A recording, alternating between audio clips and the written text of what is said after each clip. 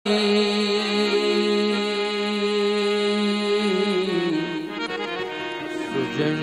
सजीवन मूरि सुहार।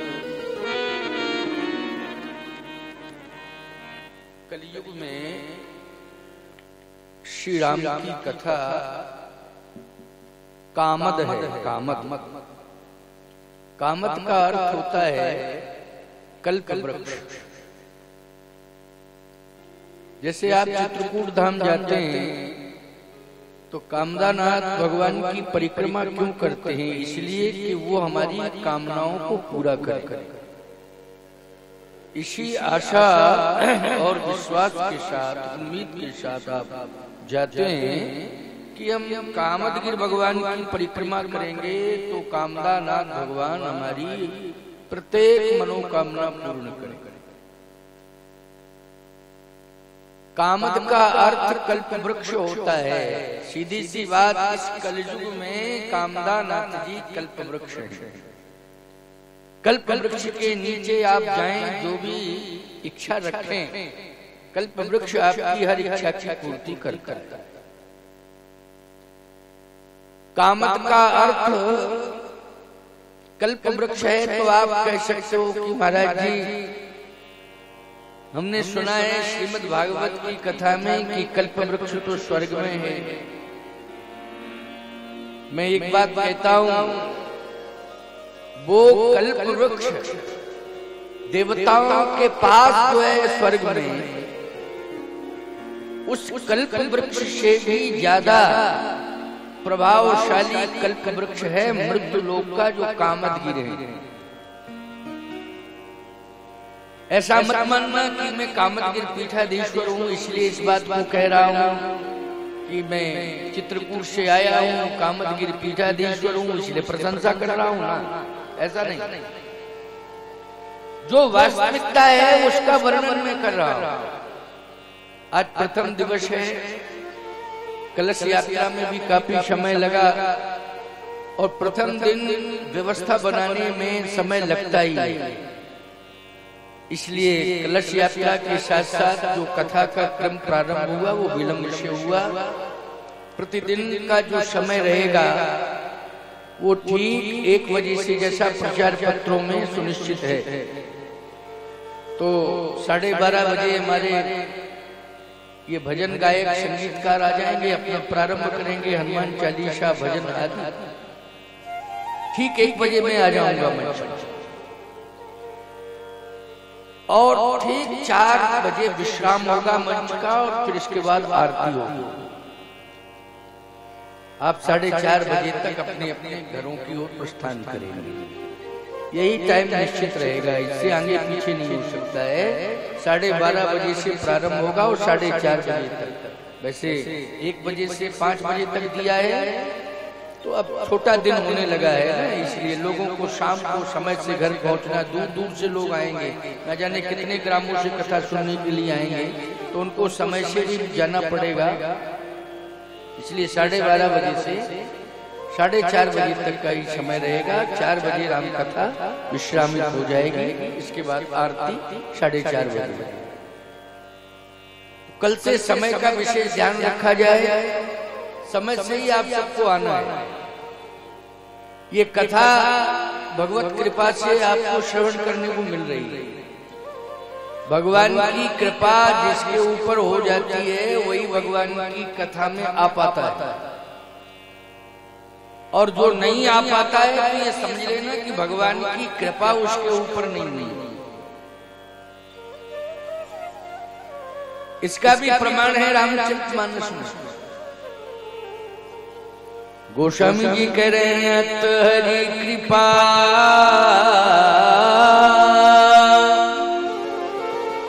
जाहि पर होई,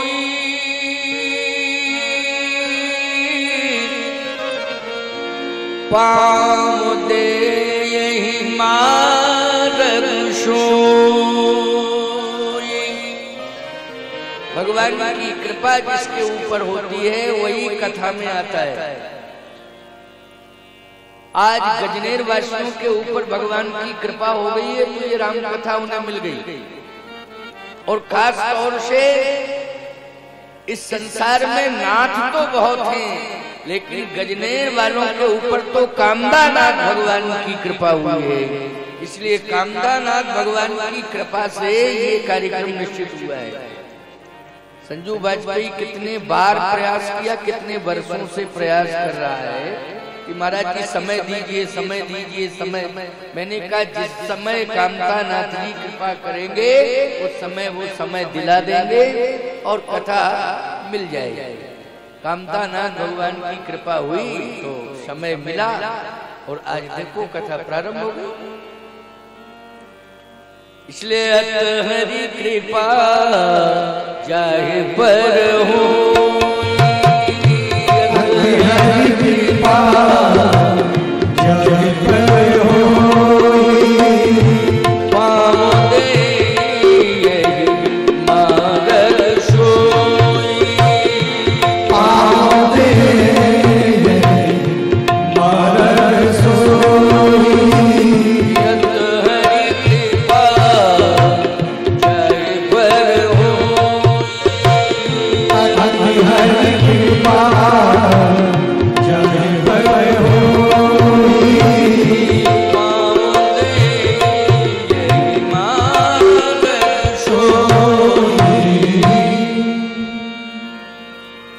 कामदानाथ जी की कृपा आपके ऊपर हुई। लेकिन कल्प वृक्ष की महिमा का वर्णन मैं कर रहा था। कल्प वृक्ष के नीचे जो पहुंच जाता है उसकी प्रत्येक कामनाएं पूरी होती हैं, कठिन से कठिन कामना। कल्प वृक्ष की विशेषता है कि वो पूरा करता ही। लेकिन स्वर्ग में कल्प वृक्ष है। अब कामना को पूरा करना है तो फिर स्वर्ग में कल्प वृक्ष है, जाना पड़ेगा वहां। और स्वर्ग में जाना पड़ेगा तो मरना पड़ेगा पहले। बिना मरे कैसे पहुंच जाओगे बताओ भाई स्वर्ग? तो फायदा क्या है कि कामना मृत्यु लोक की है और स्वर्ग में जाके पूरी हो तो कौन व्यक्ति स्वीकार करेगा? बोलो, कामना है मृत्यु लोक की, लेकिन कल्प वृक्ष स्वर्ग लोक में है तो कौन जाएगा मर के? कोई नहीं चाहेगा कि हम मर के जावे तब कामना पूरी होगी। जीवित अवस्था में मृत्यु लोक में जहां हम रह रहे हैं वहीं हमारी कामना पूरी होनी चाहिए। इसके लिए शास्त्रों ने कहा है कि अगर जीवित अवस्था में मृत्यु लोक में हर कामना को पूरा करना चाहते हो तो चित्रकूट धाम कामदानाथ चले जाओ, परिक्रमा करो, तुम्हारी हर कामना पूर्ण हो जाए। इसलिए गोस्वामी जी ने लिखा है, राम कथा कली कामद गाई, सुजन सजीवन मूरी सुहाग। ये राम कथा भी कलयुग में कामद है, मानी कल्प वृक्ष। तो आप कहोगे महाराज दो कल्प वृक्ष हो गए, एक तो कामदगिरि भगवान कल्प वृक्ष हैं, दूसरे ये राम कथा भी कल्प वृक्ष है। और अच्छी बात है, आप कभी कभी चित्रकूट धाम जा पाते हो, प्रतिदिन तो नहीं जा पाओगे, संभव ही नहीं। बहुत ज्यादा प्रयास करोगे तो आप महीने में 2 बार जाओगे। अमावस्या को चले जाओगे, पूर्णमासी को चले जाओगे, नहीं तो लोग अमावस्या को जाते हैं परिक्रमा करने। ज्यादा से ज्यादा पूर्णमासी को चलो भाई। अब बहुत अच्छी सुविधा हो गई, रोड बहुत अच्छे हैं, सबके पास वाहन साधन है, 4-6 बार जा सकते हो महीने में। लेकिन प्रतिदिन आप चित्रकूट जाएं और कामदानाथ की परिक्रमा करके आप अपने कानपुर देहात जिले में आ जाएं प्रतिदिन, ये संभव नहीं है।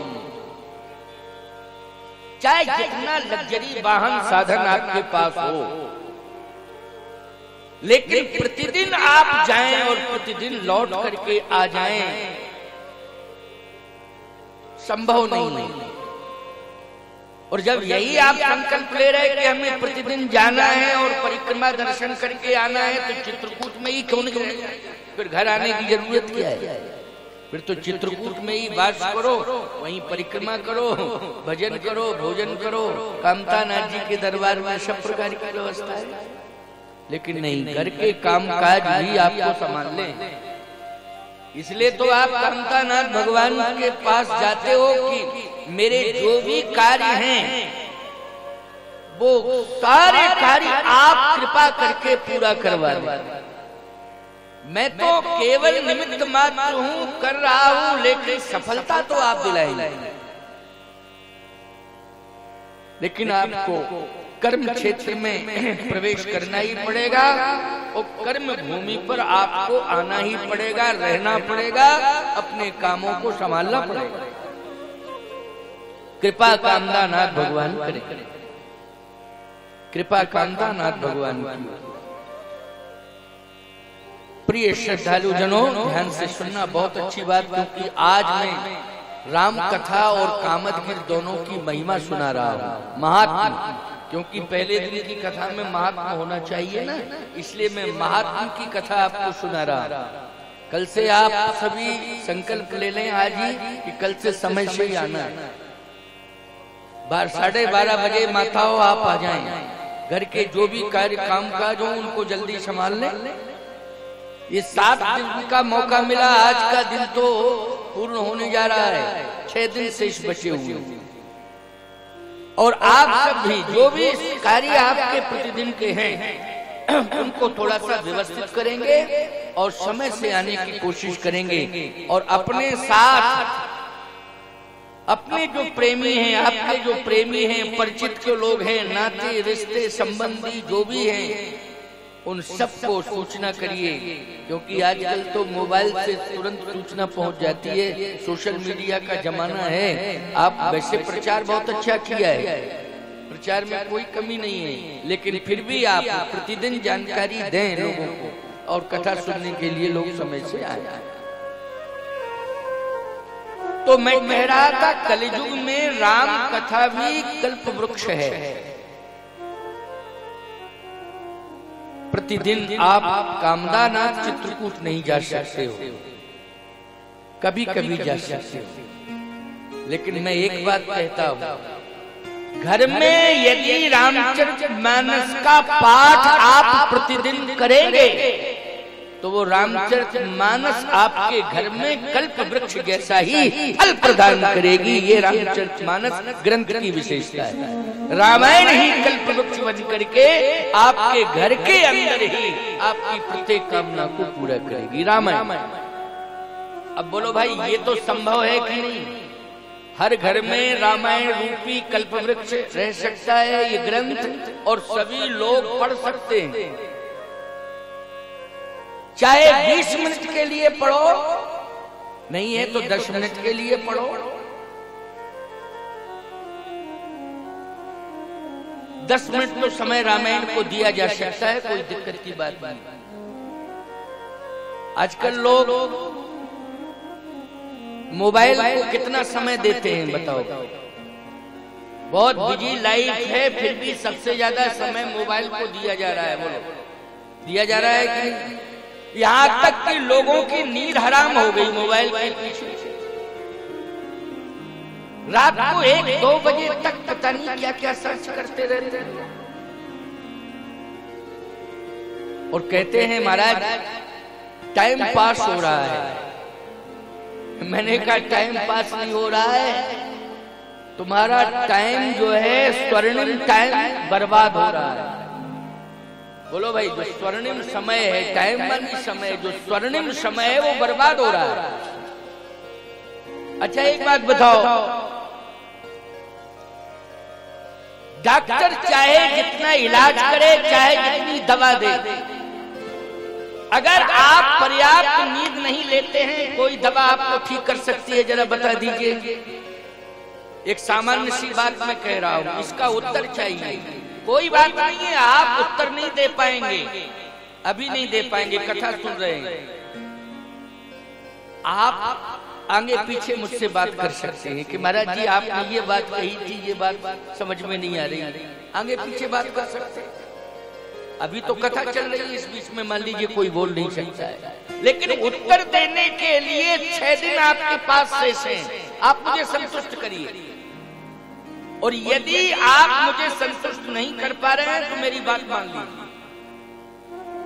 कोई भी हिंदुस्तान का डॉक्टर नहीं, दुनिया का कोई डॉक्टर आपको ठीक नहीं कर सकता है, चाहे जितनी कीमती दवा आपको दे दे। अगर आपको नींद नहीं आती है, पर्याप्त आप नींद नहीं लेते हैं, आप स्वस्थ नहीं रह सकते। तो बोलो रात्रि किसके लिए बनाई है? बोलो जगने के लिए कि सोने के लिए बनाई है? रात्रि सोने के लिए बनाई है। इसलिए ये जो रात्रि का सोना है, रात्रि की नींद है, ये रात्रि का सोना एक ज्वेलर्स की दुकान पर रखे हुए सोने से भी कई गुना कीमती है। बोलो है कि नहीं? रात्रि का सोना समझ गए हो कि नहीं?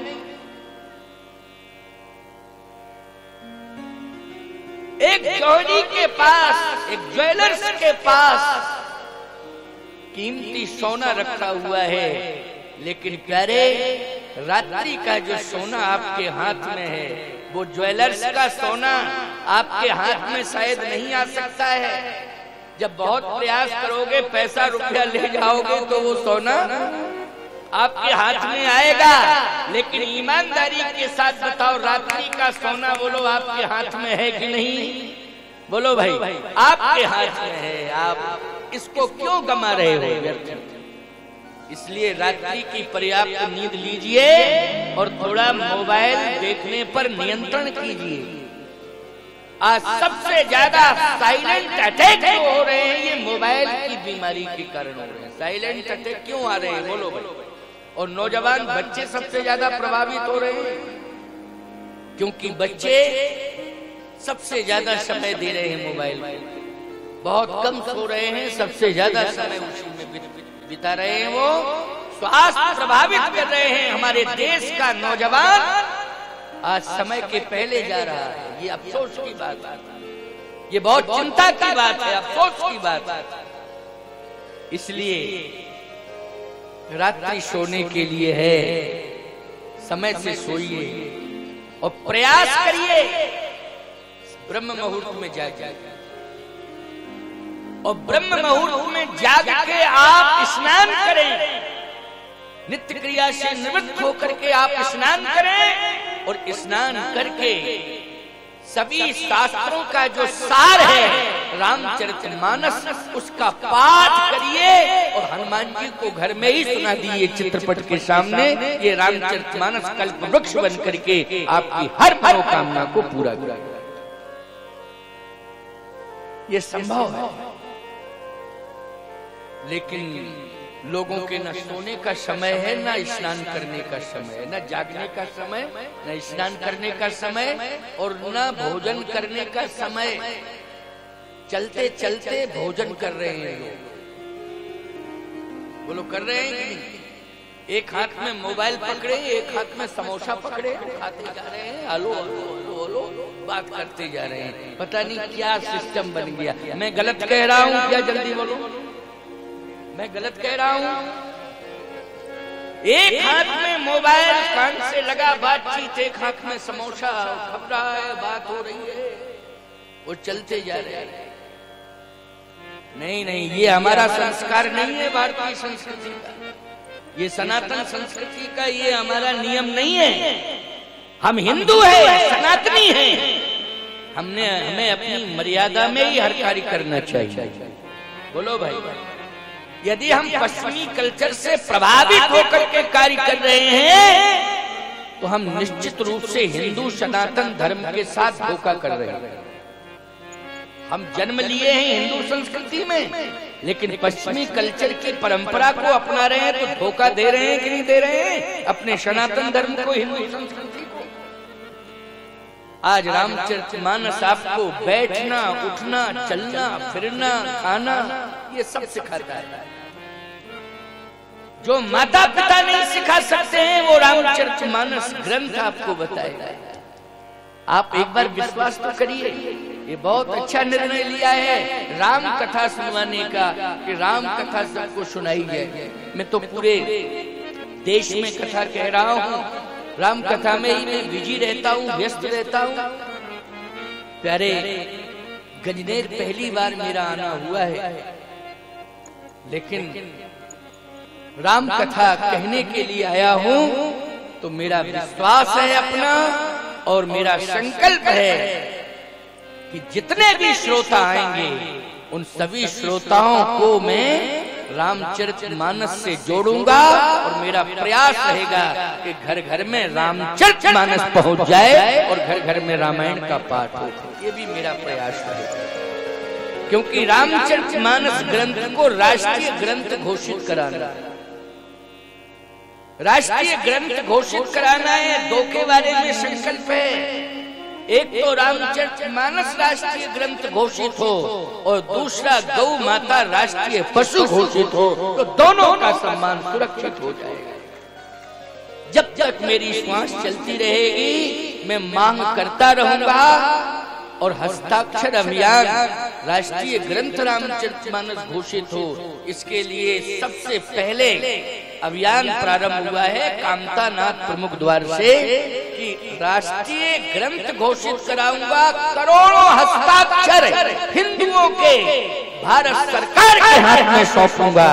भारत सरकार विवश होगी कि राष्ट्रीय ग्रंथ घोषित हो रामचरितमानस, राष्ट्रीय पशु घोषित हो गौ माता। ये प्रयास कामतानाथ जी के दिव्य दरबार से प्रारंभ हो रहा है। हो ही गया, हो क्या रहा, हो रहा, शुरू हो गया। इसलिए रामचरितमानस केवल कल्पवृक्ष ही नहीं है, कामदगिरि केवल कल्पवृक्ष ही नहीं है, ये दोनों जो है संजीवनी बूटी हुई, संजीवनी बूटी। आप कहोगे महाराज संजीवनी बूटी? हाँ, जैसे सर्प अगर डस लेता है तो व्यक्ति की मौत होती है कि नहीं होती है? बोलो। सर्प अगर डस ले, काला सर्प जहरीला, तो कंफर्म हो जाता है कि मौत होगी। लेकिन प्यारे अगर उसे बचाना है, औषधि कोई ऐसी हो कि जिस औषधि को तुरंत दिया जाए और उसके प्राण बच जाए। सर्प डस ले, इसके बाद लोग विश्वास ही कर लेते हैं कि नहीं अब तो मरना ही पड़ेगा, क्योंकि सर्प ने डस लिया।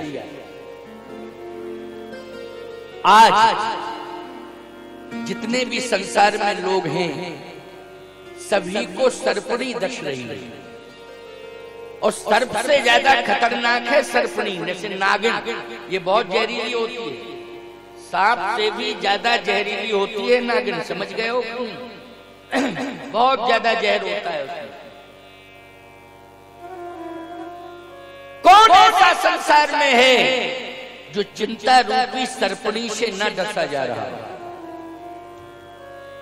मुझे तो नहीं लगता है कि कोई ऐसा बचा हो कि जिसको चिंता रूपी सर्पणी डस न रही नहीं। रामायण में लिखा है, इसलिए कह रहा हूं, चिंता सांपिनी काहे न खाया, चिंता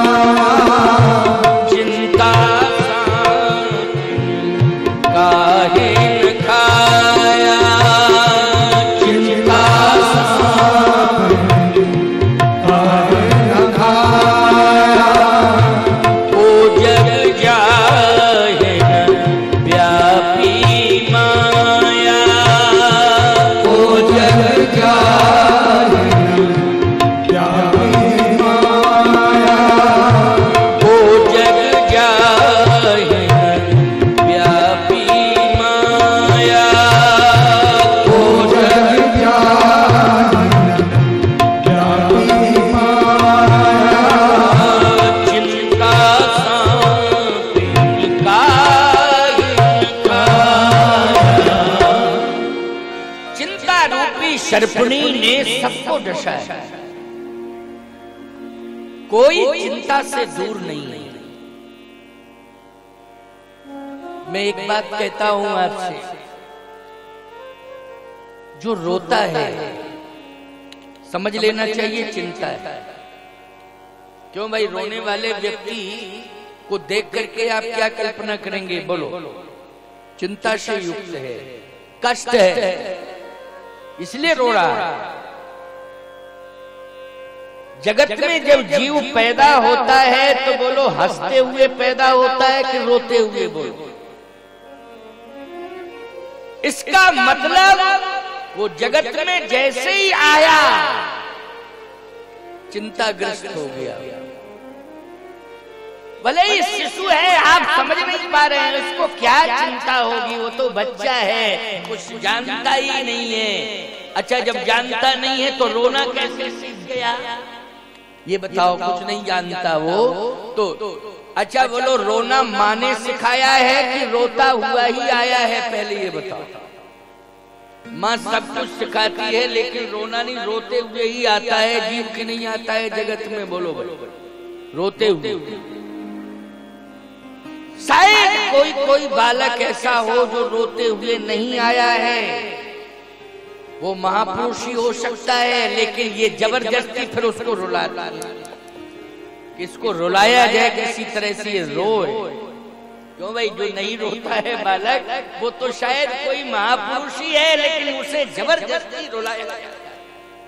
इसका मतलब है संसार में महापुरुष भी आता है, उसे भी संसार रुला देता है। प्यारे, ये संसार चाहे जितना बड़ा महापुरुष क्यों ना आए, राम कृष्ण को भी आके रोना पड़ा कि नहीं रोना पड़ा? बोलो।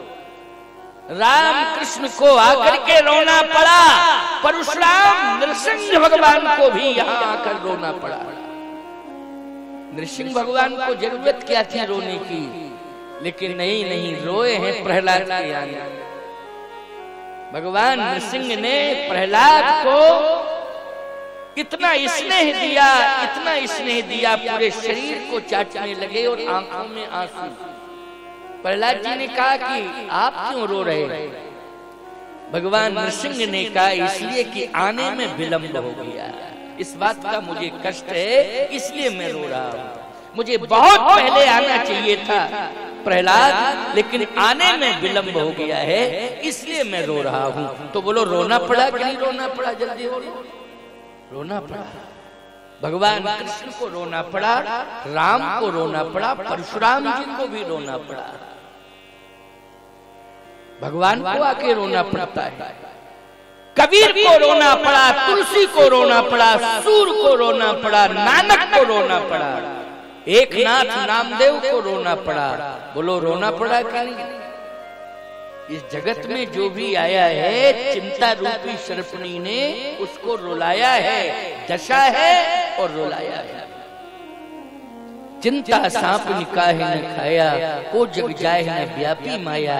लेकिन प्यारे, ये चिंता रूपी सर्पणी कुछ नहीं बिगाड़ पाएगी अगर आपके पास संजीवनी बूटी है तो। बोलो भाई, संजीवनी बूटी अगर आपके पास है। अच्छा बोलो भाई, सर्प और नेवले का युद्ध होता है। नेवले का नकुल का युद्ध होता है ना, सर्प का और नकुल का युद्ध होता है।